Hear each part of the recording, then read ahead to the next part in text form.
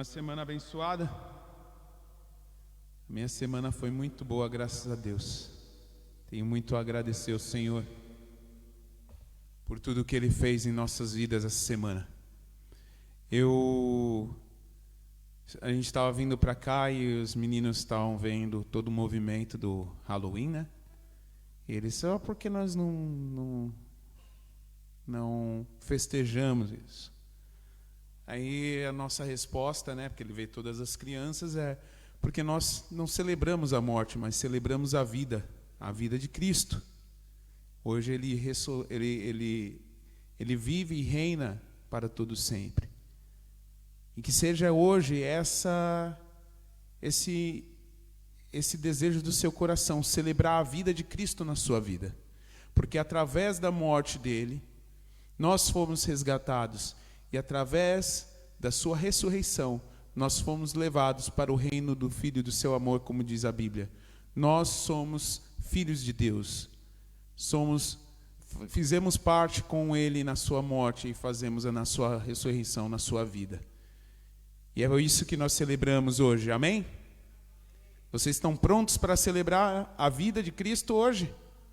Amém, porque lá fora eles estão celebrando, estão se divertindo, os bares estão tudo cheio, o pessoal está tudo feliz lá.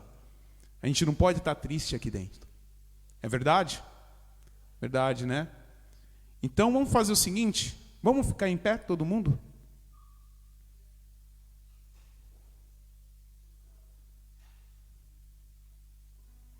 E nós vamos orar agora, nesse momento. Nós vamos abrir nossos corações, falar com o nosso Senhor e pedir que Ele se faça presente. Nós cremos que Ele já está presente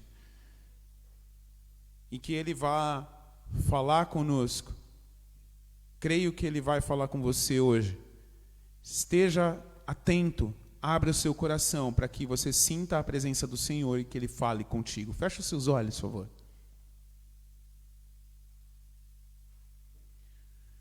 Senhor Deus, obrigado pela Tua graça, obrigado pela Tua misericórdia, obrigado pelo Teu amor infinito, obrigado, Senhor, porque o Senhor pagou o preço por cada um de nós. Jesus, nós Te glorificamos, nós Te exaltamos nessa noite e queremos, Senhor, que Tu esteja presente em nós, que Seu Espírito Santo venha estar tocando a cada vida aqui, trazendo, ó Senhor, mais de Ti.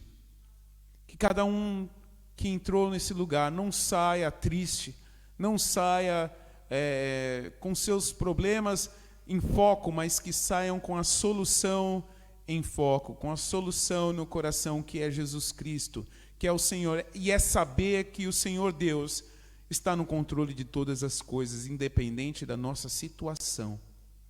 Pai, fala a cada um aqui, fala a mim. Também pedimos que o Senhor venha receber o nosso louvor. Queremos abrir nossos corações e adorar-te em espírito e em verdade, porque só Tu és digno de todo louvor, de toda adoração. Tu és santo, santo, santo. Nós Te glorificamos em nome de Jesus. Amém. Senhor, nós Te adoramos. Nós Te prestamos culto nessa noite. Nós Te glorificamos e Te exaltamos. Porque só Tu és Deus. Só Tu és Deus. Só Tu és Deus. Somente Tu és Deus. Nós Te louvamos e Te adoramos, em espírito e em verdade, como diz a Tua palavra. Nós queremos, ó Pai, nesse momento, que o Senhor venha estar tocando a cada vida aqui, a cada coração.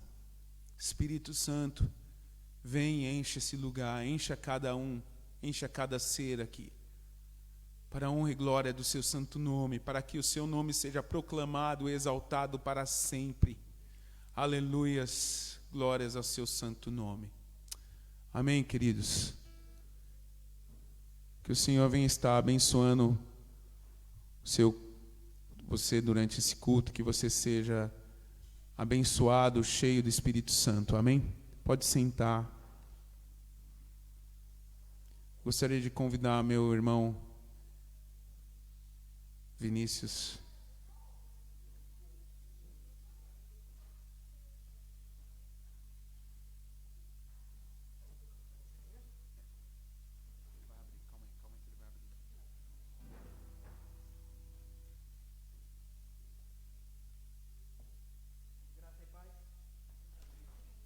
Amém? Enquanto o irmão estava cantando ali, não vou pregar não, viu? Estava fazendo uma rápida reflexão de uns meses atrás, as crianças, e cheguei à conclusão de que, às vezes, Deus trabalha na nossa vida de uma maneira tão especial, né? E a gente depois não entende o porquê. Estava olhando ali, eu não conseguia nem lembrar do nome dos irmãos. Hoje eu consigo lembrar do nome das crianças quase tudo. Amém? Não é uma tarefa fácil. Então, é sinal de que Deus está melhorando meu relacionamento com as crianças. Amém? E eu louvo a Deus pela vida de vocês. E se for possível, gostaria que vocês viessem aqui na frente para a gente orar. As crianças, viu? Não é os adultos, não. Vocês poderiam vir? Jack.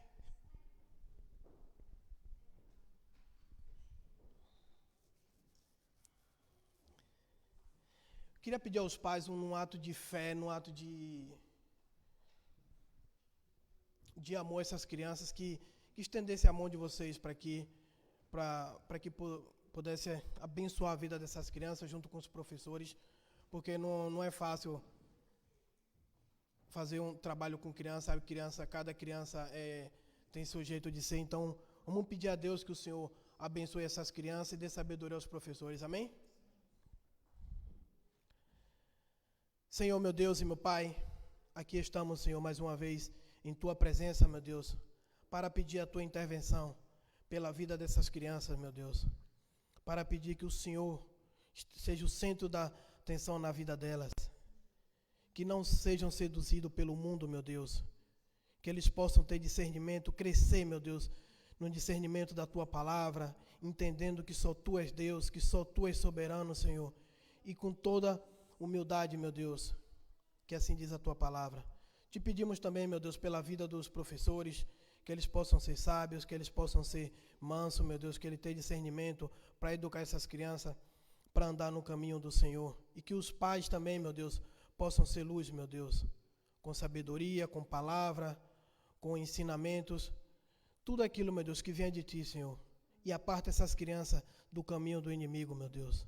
Muito obrigado, Senhor, por mais um dia em Tua presença. Muito obrigado pela vida dessas crianças, meu Deus. Que o Senhor as proteja e aguarde de todo o mal. Isso é o que eu te peço em nome do Senhor Jesus Cristo, amado. Amém. Amém. Deus abençoe, irmãos. Irmão Xavier.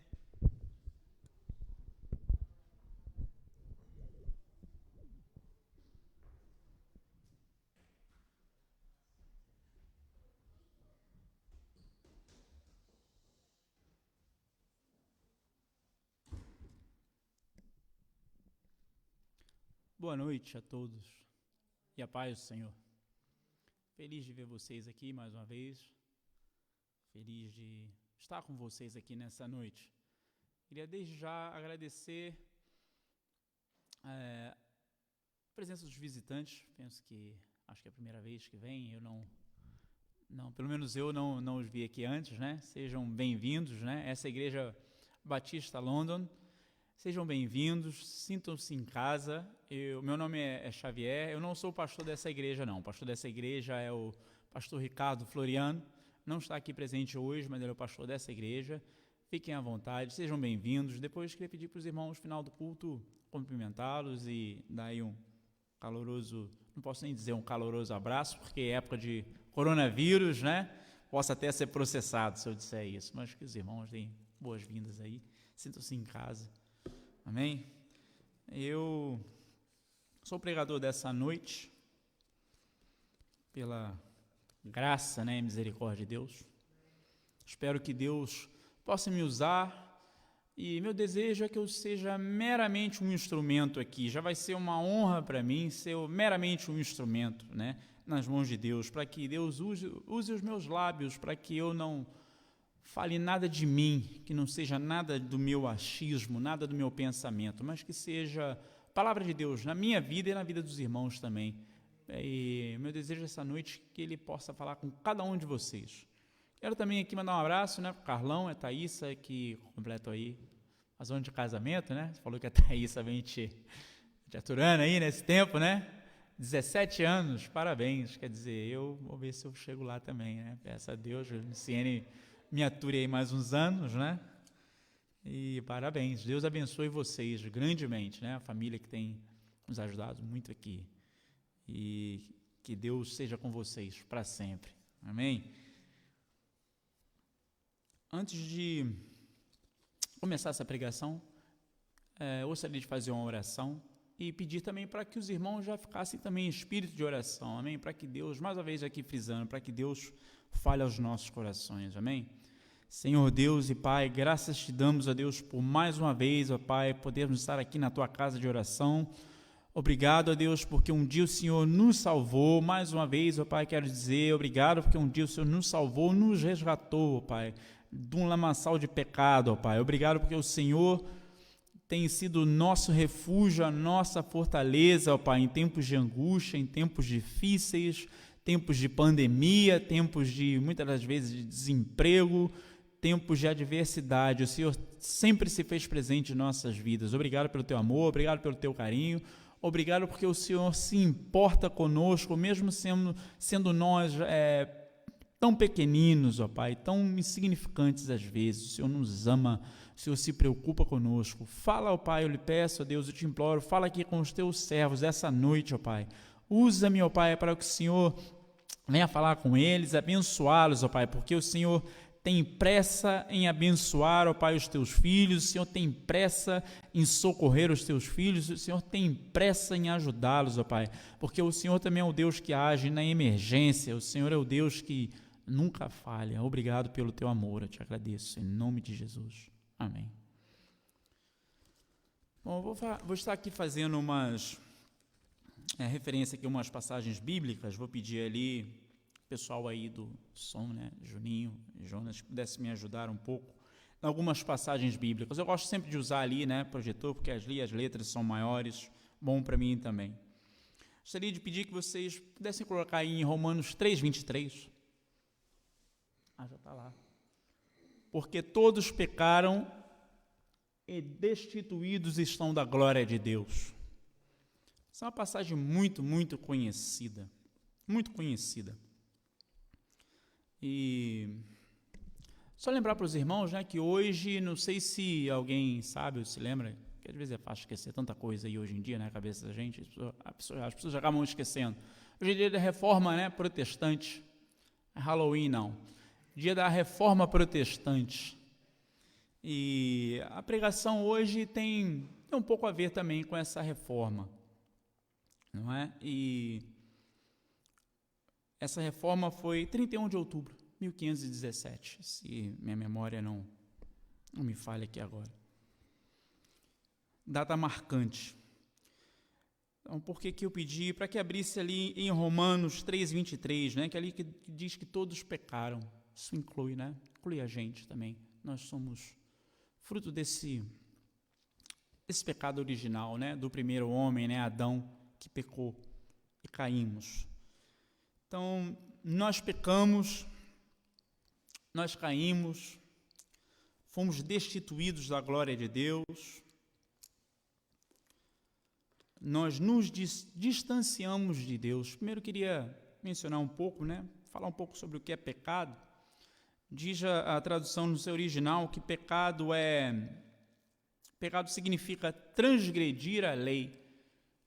Muita gente, quando a gente pergunta, né, o que é pecado? O que é pecado para você? O que é pecado? O que significa pecado? E a gente ouve muito, né, as pessoas dizerem, pecado é tudo aquilo que não é da vontade de Deus, tudo aquilo que desagrada a Deus. É também, mas o seu original significa transgredir a lei.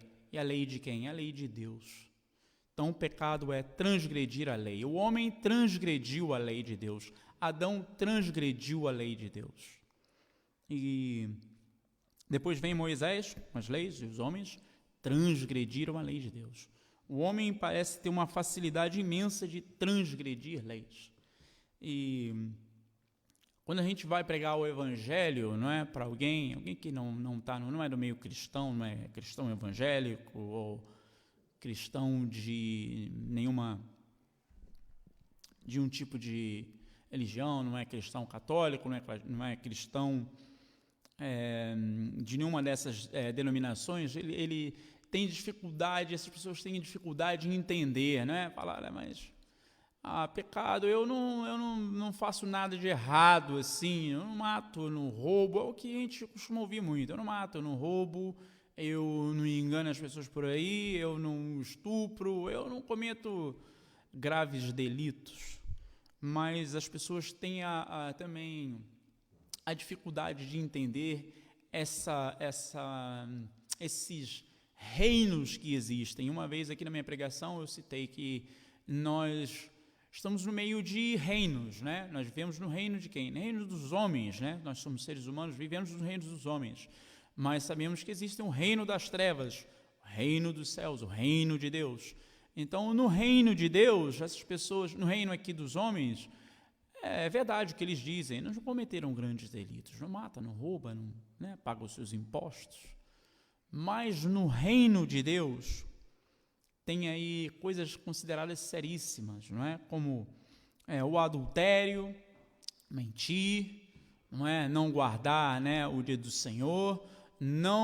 O reino de Deus tinha suas leis, diferente das leis dos reinos dos homens, né? O reino dos homens acha às vezes que adulterar não é um problema tão sério. Se você adulterar, você não vai para a cadeia, né? Se você mentir, dependendo da situação, você não vai para a cadeia. Você vai para a cadeia normalmente, né, quando você comete aí um delito grave. Então, as pessoas têm esse hábito de transferir esse pensamento do reino dos homens, transferir também para o reino de Deus. No reino de Deus, as leis são outras. E na lei do reino de Deus, os homens caem, os homens falham. E os homens estavam morrendo fisicamente e espiritualmente. Os homens estavam morrendo em massa. E a Bíblia diz que todos pecaram, todos se fizeram inúteis. São termos gravíssimos, né? São termos pesados, né? Todos se fizeram inúteis, não havia ninguém que fizesse o bem, né? Não havia ninguém que fizesse o que era correto. Mas essa é uma notícia horrível, né? Pecamos e fizemos coisas terríveis. O homem peca e faz coisas terríveis. Mas a boa notícia é que, mesmo falhando feio, mesmo pecando contra Deus, mesmo fazendo o que era mal, né, fomos terríveis. Eu lembro que na Bíblia tem uma passagem que eu achava muito interessante, Isaías, quando fala do povo de Israel, né, fala povo israelita, né, especialista em fazer o que é mal diante dos olhos do Senhor. Faziam coisas terríveis e caíam, e Deus enviava profetas e avisava o povo, melhoravam, mas daqui a pouco caíam de novo e caíam. E o ser humano tem essa facilidade de fazer o que é mal, muitas vezes aos olhos do Senhor. Mas mesmo assim, Jesus, ele decidiu nos amar. Mesmo nós fizemos o que fizemos, os homens caíram, os homens pecaram, e ele decidiu nos amar de uma maneira que jamais entenderemos. Jesus veio com esse amor grandioso, ele vem com essa graça, né? Até as músicas que nós cantamos hoje, né, elas vão de encontro, né, com o que eu vou pregar aqui essa noite. Mesmo falhos, mesmo imperfeitos, mesmo pequenos, Jesus, ele decidiu me amar. Ele decidiu amar cada um de vocês, amar Nilton Orlando, amar Vinícius, amar Gisele, decidiu amar Luciene, decidiu amar Cléo, ele decidiu amar cada um de vocês. Jesus decidiu amar vocês, né? Decidiu me amar, mesmo sendo falho, mesmo sendo muitas vezes incorreto, mesmo muitas vezes fazendo o que é mal. Jesus vem com esse amor que nós provavelmente jamais entenderemos. E como eu citei agora, hoje, né, no início aqui, que hoje é aniversário da Reforma Protestante, né, que a igreja lá atrás começou a se libertar daquele jugo pesado, né, que a igreja colocava, e a igreja estreitando a porta dos céus, né, que a igreja cobrava lá indulgências, né, que a igreja dificultava o caminho da salvação para as pessoas e colocava fardos pesados, faz lembrar muito o que os fariseus faziam. E é interessante que as pessoas têm dificuldade de entender a graça de Deus, mesmo nos dias de hoje, né? A Revolução Protestante foi lá, 1517. Estamos hoje aqui em 2020. Ainda temos muito desse jugo, desse fardo que a igreja muitas vezes coloca, alguns líderes espirituais colocam, algumas igrejas colocam. Graças a Deus, nossa igreja e muitas outras aí não fazem esse tipo de coisa. Igrejas que dizem que pedem sacrifícios, pedem um esforço tamanho que as pessoas chegam a pensar assim: nossa, eu não vou ser salvo, eu não tenho condições de ser salvo. E a Bíblia diz que Deus, Ele decide nos amar. Ele nos amou de uma maneira tão grande, e Ele vem, Ele morre por nós, Ele vive aqui, sofre e padece numa cruz para nos resgatar. A Bíblia fala que nós fomos salvos, né? Somos salvos através desse sacrifício que Jesus fez na cruz. Ele, através do sangue dele, ele nos compra, ele nos resgata das mãos do diabo. Ele nos livra desse império terrível que era o império da morte. Jesus nos compra, né? Porque a gente costuma dizer, olha, nós costumamos dizer, porque a Bíblia nos diz que pela graça sois salvos. Está em Efésios 2:8. Quer colocar para nós, se puder deixar ali no reto projetor. Pela graça sois salvos. Pela graça sois salvos por meio da fé. Pela graça sois salvos por meio da fé. E isso não vem de vós, não vem de mim, não vem de você, não vem de pastor, não vem de líderes espirituais, não vem do meu pai, não vem dos vossos pais. A fé não vem de vós, ela é dom de Deus. Ela é dom de Deus. E ela é um presente de Deus que nos foi dado. E muitas das vezes, por ignorância, ou por falta de ensinamento, ou por temor, por sentimento de culpa, né? O ser humano tem muito dessa de se sentir culpado muitas das vezes. O ser humano tem dificuldade de entender a graça de Deus, tem dificuldade de entender até mesmo a salvação. E entender isso é muito importante, porque esse é um dos pilares do Evangelho. Jesus nos compra, né? Que a gente diz sempre quando prega. A salvação, para nós, né? Ela é de graça, ela não custa nada. E muitas das vezes é banalizada, e também para muitos é difícil entender, porque nós, como vivemos no reino dos homens, nós não fomos acostumados ou ensinados a entender que algo vem assim, algo tão bom, que é a salvação, uma coisa maravilhosa. Um dos maiores tesouros que nós temos é a salvação. Como que uma coisa tão importante assim pode vir assim, de graça? De graça? Como é que é isso? Como pode? Ninguém dá nada de graça para ninguém. Quem mora em Londres, né, já há algum tempo, já passou aí por umas dificuldades, quem mora em Londres fala, né, aqui ninguém dá nada, né, o pessoal sempre fala, aqui ninguém dá nada para ninguém. Você chegou em Londres? Cuidado, aqui ninguém faz nada, aqui ninguém dá nada para você. Se te der, fica desconfiado, né? Muitas das vezes as pessoas são enganadas, são passadas para trás, você não pode confiar em ninguém.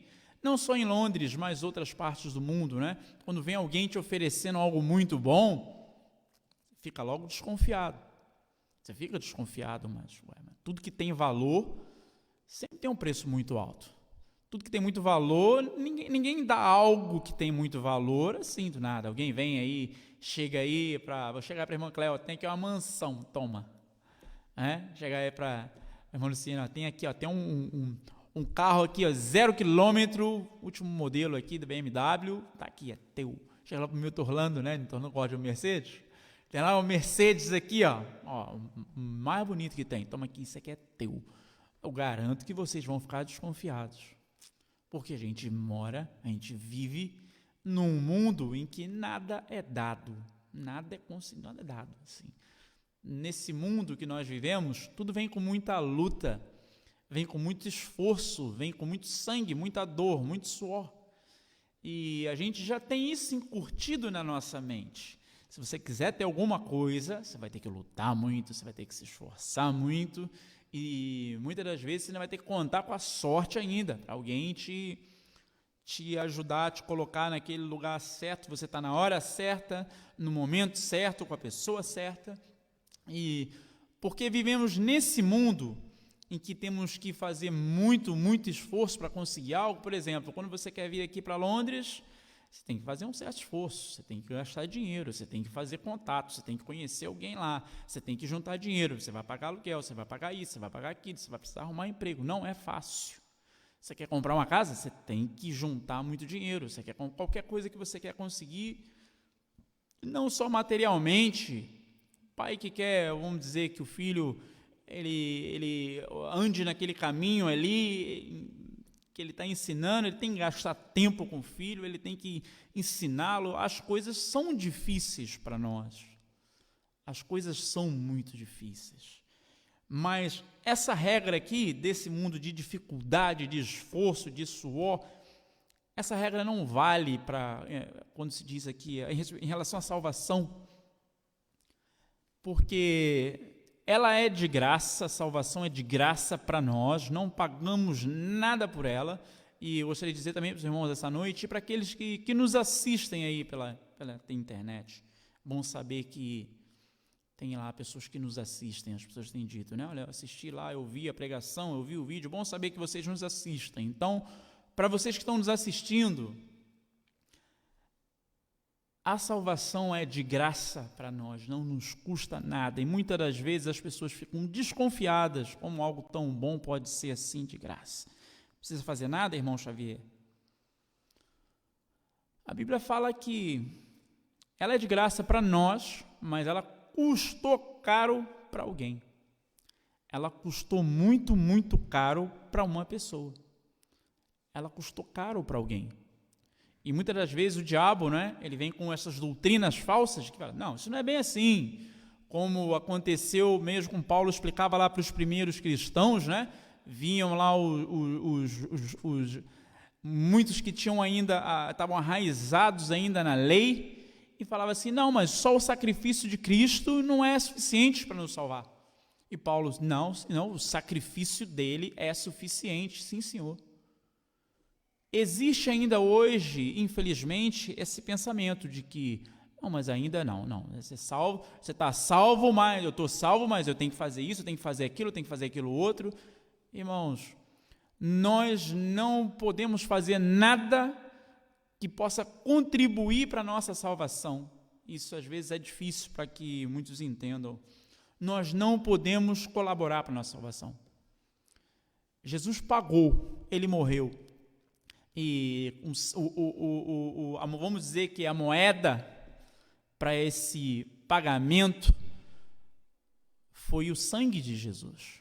Por isso é comum a gente ouvir, né, as pessoas dizerem, principalmente o povo pentecostal, eu gosto muito quando eles dizem que o sangue de Jesus tem poder. É verdade. Não é à toa que essa frase ela é pronunciada o tempo todo. Sangue de Jesus tem poder. Porque foi através do sangue dele que nós fomos absolvidos. Nós fomos absolvidos. Queria pedir para que os irmãos colocassem aí Isaías 53. Isaías 53, a partir do verso 4. diz assim: verdadeiramente ele tomou sobre si as nossas enfermidades e carregou com as nossas dores, e nós o reputávamos por aflito, ferido de Deus e oprimido, mas ele foi ferido por causa das nossas transgressões e esmagado por causa das nossas iniquidades. O castigo que nos traz a paz estava sobre ele, e pelas suas pisaduras fomos sarados. Todos nós andávamos desgarrados como ovelhas. Cada um se desviava pelo seu próprio caminho. Mas o Senhor fez cair sobre ele a iniquidade de todos nós. Ele foi oprimido e afligido, mas não abriu a boca. Como um cordeiro que é levado ao matadouro, e como a ovelha que é muda perante os seus tosqueadores, assim ele não abriu a boca. Pela opressão e pelo juízo foi arrebatado. E quem dentre os da sua geração considerou que ele fora cortado, desculpa, podia voltar um pouco? Fora cortado da terra dos viventes, ferido por causa da transgressão do meu povo, e deram-lhe a ele a sepultura como os ímpios, e como rico na sua morte, embora nunca tivesse cometido injustiça, nem houvesse engano na sua boca. Todavia, foi da vontade do Senhor esmagá-lo e fazendo-o enfermar. Quando ele se puser como oferta pelo pecado, verá a sua posteridade, prolongará os seus dias, e a vontade do Senhor prosperará nas suas mãos. Só até aí, irmãos, obrigado. Então, ele morreu pelos nossos pecados. E Paulo explica isso. Quando o pecado vem por Adão, ele faz um dano terrível. Aquele pecado tem uma consciência terrível na humanidade. O pecado entra por um homem, mas depois Paulo menciona lá o segundo e o último, Adão, representando a pessoa de Jesus, e o pecado sai por ele. Então, todo esse mal que nós vemos, todas essas tragédias, todas essas mortes, quer dizer, o pecado daquele primeiro homem teve uma consequência terrível, vamos dizer assim, um raio de destruição muito, muito grande. Mas a Bíblia também fala, onde abundou o pecado, superabundou a graça. Então, o segundo Adão, Jesus Cristo, ele vem e nos resgata. E a Bíblia diz que nós somos salvos pela graça. Muitos se sentem culpados ainda, muitos se sentem, aquela coisa de que, será que eu estou salvo? Aquela insegurança, Nossa, será que eu estou salvo? Será que eu tenho que fazer isso, eu tenho que fazer aquilo? Irmãos, quando eu disse aqui que nós não podemos fazer nada para ajudar, vamos dizer, a pagar pela nossa salvação, até porque já foi pago, Jesus comprou-nos. É como se, um pouquinho para a nossa maneira aqui de entender, a maneira que nós vemos a coisa, que quando Jesus morre e ele verte o sangue dele ali na cruz, e ele paga, e ele despoja todo o império do mal, todo o império das trevas. Tenta imaginar, irmãos, olha, Jesus com uma nota promissória, tá? Lembra, quem é mais antigo aí? Lembra da nota promissória lá no Brasil? Nem sei se existe ainda. A nota promissória, Aquilo era um terror para muita gente. Aquela pessoa que tinha dívida, tinha lá uma nota promissória na mão de alguém, a pessoa com aquela nota ali, infernizava a vida daquela pessoa. Tá aqui, você tem que me pagar, estou com a tua nota aqui, eu vou te processar. É assim que Satanás fazia, não é? Aqui, os pecadores são meus, esses pecadores. Quebraram a lei, eles são meus, eles me pertencem. Eles me pertencem. Tem a nota deles aqui, E Jesus vai lá, como se tivesse com uma nota promissória, e ele pega aquela nota e ele rasga na cara de Satanás e fala que eu os comprei.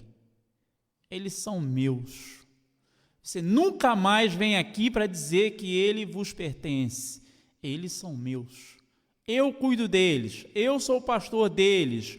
Se eles caírem, eu os levanto. Se eles fizerem algo errado, eles devem satisfação a mim. Não há ninguém relacionado aos reinos das trevas, nem aos homens não devemos satisfação. O servo de Deus, eu coloquei aqui o título da pregação. Toda pregação, né, de praxe tem um título. Essa pregação eu intitulei de Os Salvos em Cristo. Quem são esses salvos? Somos nós. Então Jesus, quando ele rasga essa promissória perante o império das trevas, ele despoja todo o império do mal, Jesus fala, eles me pertencem, eles são meus, eu resolvi dar a salvação para eles, porque eu quero, porque também ali é prova, mais uma vez, da soberania de Jesus Cristo. Para muita gente olha assim e fala assim, mas como é que é isso aí? Eu tenho até algumas pessoas próximas, né? Infelizmente, que não são crentes. Quem não é crente, né? O homem natural, ele não entende as coisas do Espírito, infelizmente. Ele fala assim, então é só isso então? Aceitou Jesus e já tá tudo bem? E aquilo que você fez lá, tudo aquilo que você aprontou? Eu costumo dizer, que bom que não vai ser para você que eu vou ter que responder no dia do juízo, porque senão eu já estaria no inferno. É para Jesus que eu vou responder. Ele me perdoou, ele rasgou a promissória. Então, para mim, para você é de graça? Custa alguma coisa? Nada, mas alguém pagou, custou caríssimo para alguém. Um Deus vem aqui viver como um homem, 33 anos, sentir dor, fome, frio, levar tapa na cara, não é? Ser Deus, e poderia ter acabado com aquela palhaçada toda ali, mas não, por amor a nós, ele resistiu a tudo. E o reino das trevas deve ficar muito incomodado, porque quando eles caem, eles são lançados para fora. Mas o homem, quando caiu, Deus foi lá e morreu por ele. Então nós somos criaturas de Deus especiais. Então quando eu digo que não custa nada, olha, dos maiores tesouros que alguém pode ter, muitos não vão ter esse tesouro por não ter fé, por não acreditar que um tesouro tão grande pode ser dado assim. A única coisa que Deus pede de nós, que Jesus pede de nós, é que confessemos os nossos pecados, que a gente admita. Eu queria pedir para que os irmãos aí atrás pudessem colocar passagem de Lucas, no capítulo 23, a partir dos versos 39. Então um dos malfeitores que estavam pendurados blasfemava dele, dizendo, não és tu o Cristo? Salva-te a ti mesmo e a nós. Respondendo, porém, o outro repreendia-o, dizendo, nem ao mesmo temes a Deus, estando na mesma condenação? E nós, na verdade, com justiça, porque recebemos o que os nossos feitos merecem, mas este nenhum mal fez. Então disse, Jesus, lembra-te de mim quando entrares no teu reino. Respondeu-lhe Jesus, em verdade te digo que hoje estarás comigo no paraíso. Amém? Algumas traduções diz que Jesus diz que eu te garanto que hoje estarás comigo no paraíso. Já pensou? Quem garante não é qualquer um, é Jesus. Essa passagem de Lucas, ela é também, de certa forma, uma representação da humanidade. Essa passagem da crucificação de Cristo, ela é uma representação da humanidade. Não sei se os irmãos já pararam para pensar nisso. Ela é uma representação da humanidade. Um criminoso à esquerda, outro à direita. Não sei o que eles fizeram, mas coisa boa não foi. E 2 criminosos com a mesma sentença, morte. E quando eu digo que essa passagem é uma representação da humanidade, porque está lá, um lado,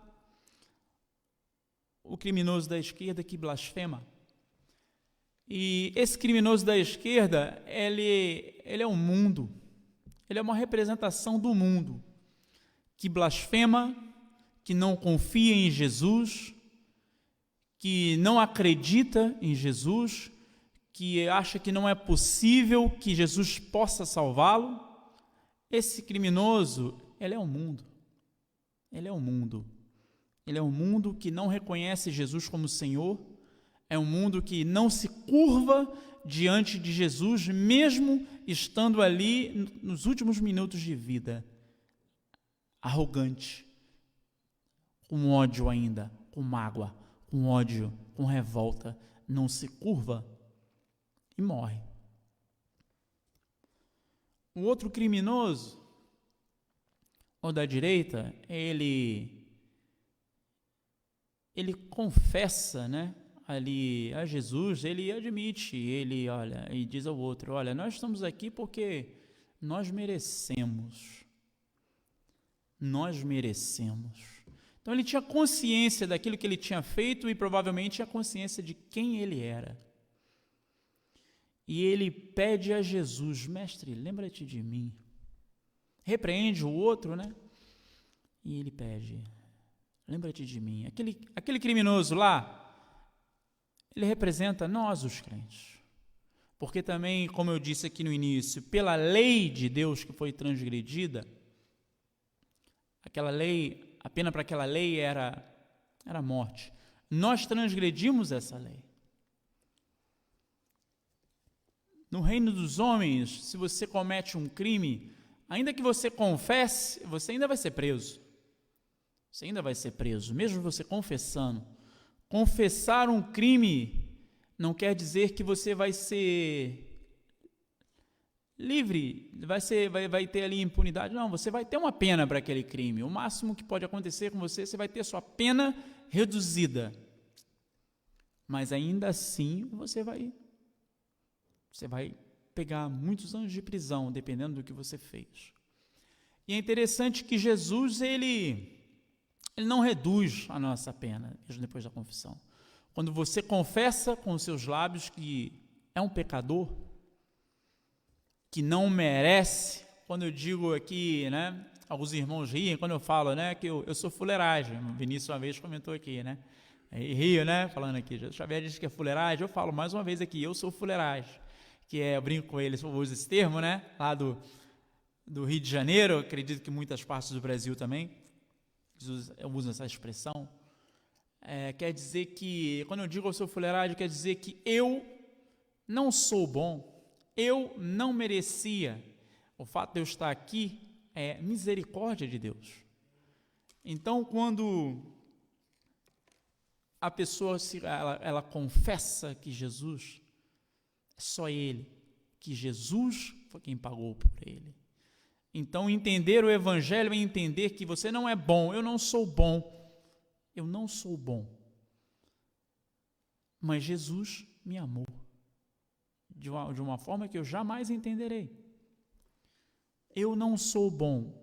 Entender o Evangelho, entender que nós não somos bons, nós somos falhos, mas Jesus pagou com o sangue dele. E quando as pessoas não entendem isso, essa graça é complicada porque, de certa forma, é quase que não estivesse ainda entendendo o Evangelho. Porque, mais uma vez eu digo, essa é uma das bases do Evangelho, um dos pilares do Evangelho, entender que Ele fez tudo, Ele nos comprou, e Ele não fica nos acusando, quem nos acusa é o outro, mas nós não devemos satisfação para o outro, satisfação que nós damos é para Jesus. Quando nós pecamos, nós falhamos, é com Jesus que a gente conversa. E Jesus falou para que nós fizéssemos isso. Entra no teu quarto, fala comigo. Você tem algum problema, você fala comigo. Porque estão me acusando, é porque dizem que eu tenho que fazer sacrifício, que eu tenho que fazer isso para conseguir a salvação, eu preciso disso, eu preciso daquilo. Não, Jesus falou, para conseguir a salvação, só confessar que Jesus, né, confessar que é pecador, confessar que errou, como aquele criminoso fez.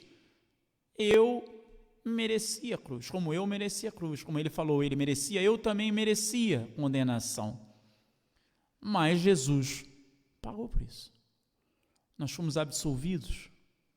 Não tivemos nem pena reduzida, não teve pena nenhuma, não. Jesus deu-nos um recomeço, a segunda chance. O mundo não nos dá a segunda chance. O reino dos homens não dá a segunda chance. Às vezes não dá nem a primeira.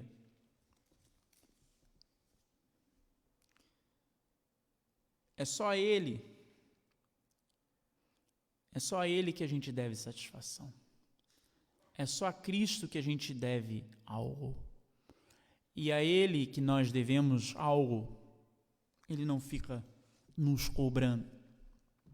E quando eu digo que, uma vez que nós somos salvos, que a salvação é de graça, porque há ainda um pensamento entre muitos de que você, de certa forma, você está trabalhando para aquela salvação, né? Eu vou ali, né? Vou ter que agora me santificar, vou ter que fazer isso, porque eu não quero perder a minha salvação. Jesus já te deu a salvação. Não é uma coisa, a salvação não é algo que vocês estão trabalhando, que eu estou trabalhando para ter. Nós já temos. E como perguntaram para Paulo, né? Perguntaram para ele, então nós já temos, né? Somos salvos, Jesus pagou pelos pecados, então, e agora eu posso, já que eu não tenho mais pecado, não tenho culpa, eu posso, será que eu preciso vir à igreja todo fim de semana? Será que eu tenho que frequentar a igreja? Será que eu preciso trabalhar na igreja? Eu preciso fazer alguma coisa? Olha, eu já estou salvo. Mas, porque não é, já estou salvo. Mas a Bíblia também diz que quando alguém é salvo, ela se torna uma nova criatura. E as coisas velhas, elas ficam para trás. Então, se alguém diz que é salvo e comete os mesmos crimes, os mesmos delitos, é sinal que essa pessoa nunca conheceu o Evangelho, não é salva coisa nenhuma. Ela acha que é salvo. É o que nós costumamos dizer. Ela frequenta uma igreja, mas ela não é a igreja. Ela não é a igreja. Ela frequenta. A igreja é um local que ela vai, não é algo que ela é. A nova criatura, ela entende que Jesus morreu por ela. Ela não precisa que alguém fique falando, você tem que ir para a igreja, irmão, vamos para a igreja, olha, você tem que ler a Bíblia. A nova criatura sente esse desejo. Os irmãos que já são crentes há muitos anos, se lembra quando chegava alguém na igreja, alguém que se converte, né? E aquela pessoa está cheia de vontade, né? Um novo convertido, né? Está no primeiro amor, coisa maravilhosa. Aquela pessoa quer assistir todos os cultos, ela quer ir no culto de oração, ela quer ir no culto de estudo, de ensino bíblico, ela quer ir na igreja o tempo todo, porque ela está no primeiro amor. Ela é uma nova criatura. Essas são características de quem é uma nova criatura, quer estar no meio do povo de Deus, quer aprender da Bíblia, quer ir nos cultos, ela se sente bem ali naquele meio, porque ela é uma nova criatura. Não precisa que as pessoas fiquem falando, olha, você tem que ir para o culto, você tem que fazer isso, você tem que fazer aquilo. Não, ela sente que ela precisa daquilo, ela não consegue mais viver sem aquele Jesus, porque é uma necessidade. Quem é nova criatura sente essa necessidade. Então, é isso que a palavra diz. Você não vive mais pelas obras, você não vive mais pela lei. A lei não é critério para a salvação. Critério para a salvação é fé em Jesus Cristo. Então, quando você realmente tem essa fé, quando você realmente entende que você é um criminoso que precisa de perdão. Você é um criminoso que precisa de perdão. Lá nos Estados Unidos, como tem a pena de morte, em alguns estados, né? E diz a lei que em alguns desses estados, ou quando a pessoa está lá no corredor da morte, o governador tem poder para evitar a execução, se ele quiser. Ele tem o poder para executar. E Jesus muito mais autoridade tinha, e tem ainda hoje, para evitar a execução espiritual de muitos. Tudo que ele pede é que se confesse os pecados, que a pessoa entenda que falhou, que caiu, mas que uma vez Cristo habitando nela, uma vez nova criatura, ali se consegue a vida eterna. Era a palavra que eu queria deixar para os irmãos. Não vou aqui me alongar mais, que a hora também já avança. Peço aos irmãos que, se avançar um pouquinho, que tenham um pouquinho de paciência, que às vezes foge aqui a gente foge um pouco do horário. Mas vamos aproveitar também esse momento aqui, né? A gente está vendo, o governo está vindo com novas medidas, a gente não sabe se vai ter aí um lockdown e a gente não sabe nem se vai estar aqui semana que vem, nessa igreja. Então, quando estamos aqui, vamos aproveitar, né, esse momento. Amém? Gostaria de orar. Senhor Deus e Pai, obrigado, Pai, pela Tua palavra, ó Pai, que eu creio que foi revelada aqui, ó Pai, que foi pregada aqui nessa igreja, ó Pai. Obrigado porque o Senhor continua falando com o Teu povo, com os Teus servos. Obrigado pelo Teu carinho, obrigado porque o Senhor se faz presente nessa igreja, obrigado porque podemos sentir a Tua presença. Perdoa, Deus, os nossos pecados, as minhas falhas, perdoa-me, ó Pai, porque deveria ser melhor, deveria fazer mais, ó Pai. Perdoa-me, ajuda-nos, ó Deus, as nossas fraquezas, ajuda-nos, ó Pai, a depositarmos, ó Pai, a nossa confiança, ó Pai, em Ti, ó Pai, porque o Senhor morreu por nós, o Senhor pagou o preço, ó Pai, tudo foi resolvido, Jesus nos salvou, Jesus nos dá garantia de vida eterna. Obrigado por tudo, te agradeço, em nome de Jesus, Senhor, amém. Queria passar a palavra para o Carlão e também para os momentos de dízimos e ofertas. Palavra muito boa, graças a Deus. Acredito que Deus tenha falado com vocês hoje. Tem falado comigo. Muito bom ouvir. Deus te abençoe, Xavier. Cada dia mais e mais. Vamos orar, agradecendo a Deus. Senhor Deus Pai Todo-Poderoso, obrigado, Senhor, porque o Senhor tem suprido as nossas necessidades. Te agradecemos, ó Pai, por tudo que o Senhor faz em nossas vidas. Nesse momento em que nós colocamos aqui nossos dízimos e ofertas, queremos dizer a Ti, Senhor, que nós Te amamos e queremos que essa igreja continue aberta. E que as pessoas aqui entram e sejam transformadas pelo poder da Tua palavra, pelo poder do sangue de Jesus Cristo. Senhor, que o Senhor venha estar abençoando a cada um de nós aqui. Abençoe os Teus filhos, que não haja, ó Pai, necessitados no nosso meio. E se houver, que o Senhor, ó Pai, venha abençoá-los, suprindo as necessidades e nos usando, Senhor, para abençoar os nossos irmãos que estejam em dificuldades. Se alguém está passando por problemas financeiros, problemas de falta de trabalho, desemprego, falta de um lugar melhor para morar, que o Senhor venha estar, ó Pai, olhando para os Teus filhos e vendo a dor e as dificuldades deles e abençoando-os, ó Senhor. Obrigado por tudo, em nome de Jesus. Amém. Podem assentar, por favor? Nós temos os recados para essa semana.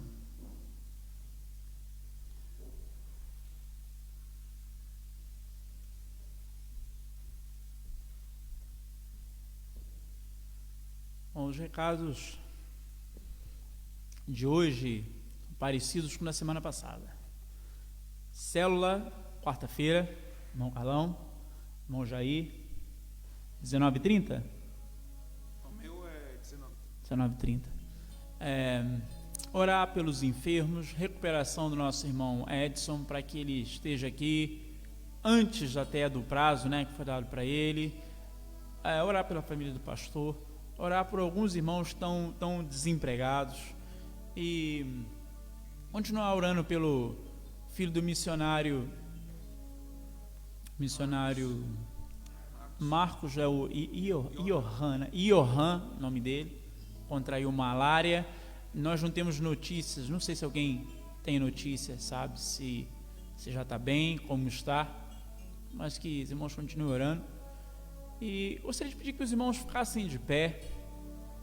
Queria pedir para que três irmãos que sentissem no coração, que fizessem uma oração específica agora por essa situação que a gente está tendo que encarar de novo, né? Coronavírus.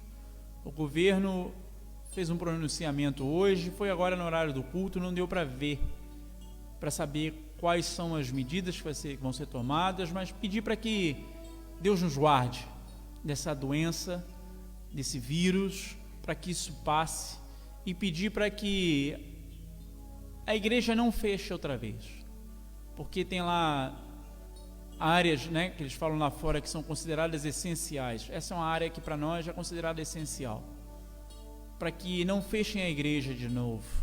3 irmãos, por favor, que pudessem orar especificamente para que esse vírus seja de uma vez por todas banido, né, da face da terra, para que nenhum de nós venha a sofrer com esse vírus, e para que as portas da igreja não fechem.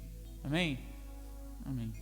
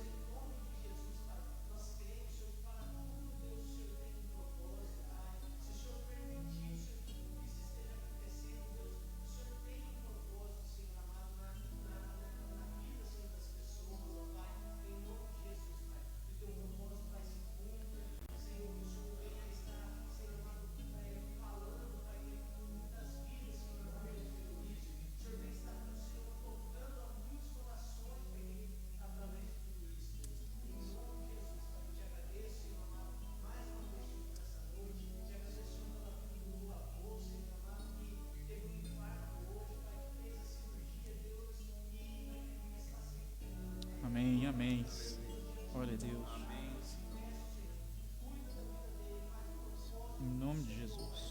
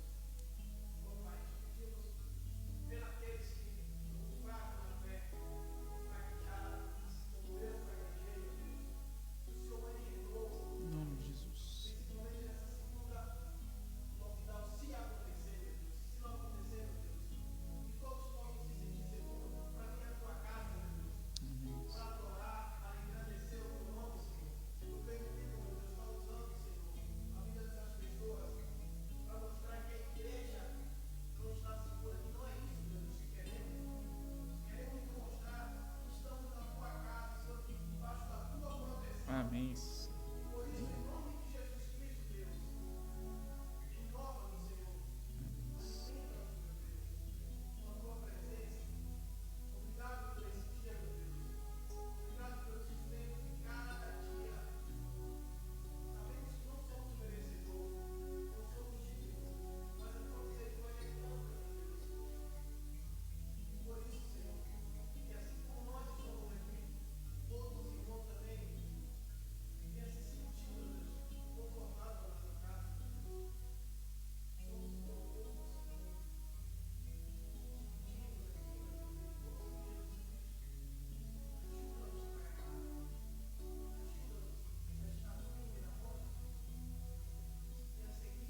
Isso.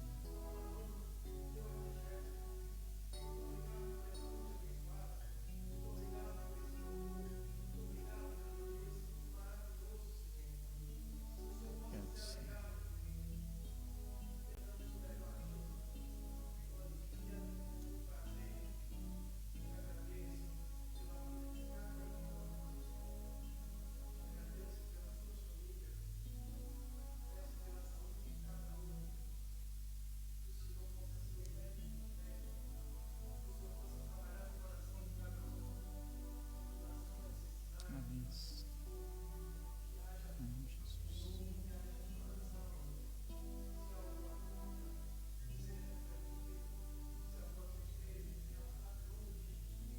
Isso.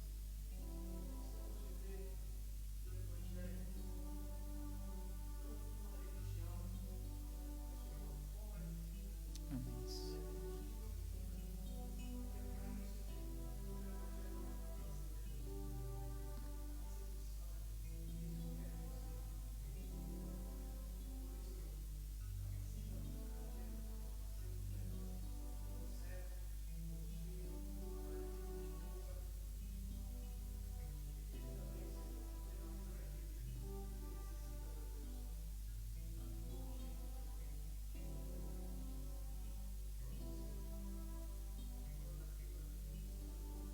Amém, Jesus.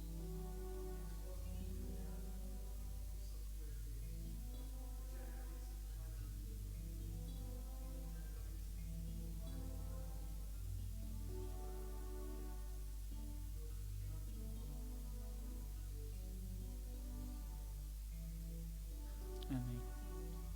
Amém. Os irmãos podem se assentar. Uma oração silenciosa, então. Estamos encerrados, amém?